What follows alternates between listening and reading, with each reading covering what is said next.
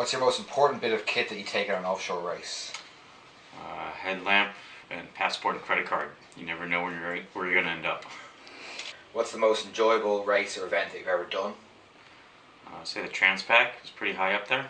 And then as a race and an event, the 2007 Louis Vuitton series leading up to the America's Cup. And who do you do that with? The French Riva.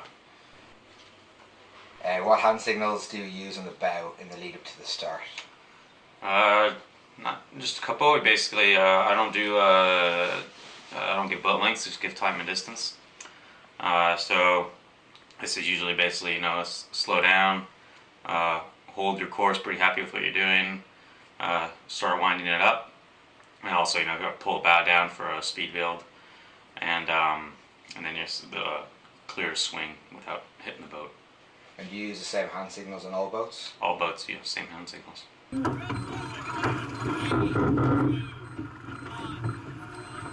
What strategies do you use for finding your line sights before the start? I always ask helmsman or tactician to swing by the pin or the committee boat, a couple 5-10 minutes before the start, hopefully preferably on the outside or right next to it, and find a point on land. Usually, a tree or a building or something, never a cloud, or always careful of a cruise ship because the cruise ships move, especially in Key West. And you do that from both ends of the line? Ideally both ends, but oftentimes you can only get one end, there's nothing else at the other end. When you can't see the boat speed, how do you estimate your time and distance? I look at the water, and you kind of ask back once in a while. We usually have a bottom end speed that you don't want the boat to go much slower, 3-4 knots.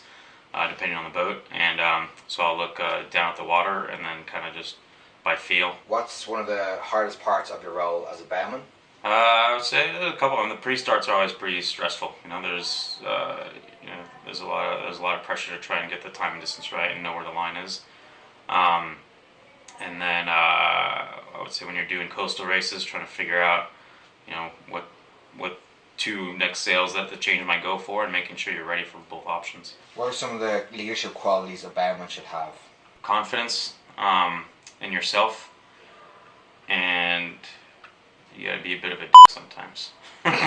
Sometimes. I don't know if that's appropriate or not. But sometimes you just have to stamp your authority and just say, you're always gonna get a lot of pressure from a tactician or to do a maneuver a certain way, and you for sure need to take that into account, whether that's a better way or not. But at the end of the day, if the maneuver goes well or not, it's on you. You got to be pretty confident and not afraid to stand up to authority to make sure what you're doing is right. Dougie, why are you such a boss, and how does one become a boss just like you?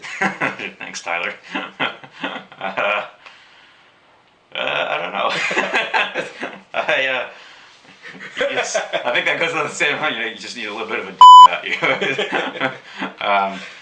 You just it has to do with confidence, and I'm not saying I'm never wrong. I'm like I can tell when I'm coaching kids and stuff. The only way you get good is by making mistakes, and just don't make the same mistakes twice. And finally, Dougie, how did you get your nickname, Dougie? That goes to the credit of a guy called Kevin Keenis a long time ago when I was a little nipper sailing in San Francisco Bay, and started calling me that, and unfortunately it stuck to the point where most people don't even know my real name. Just slightly embarrassing. What is your real name? Sean, of course. I hate even hearing you that. Perfect. Hang on. Geo. I don't... Got €50 here for you waiting. Come and get them.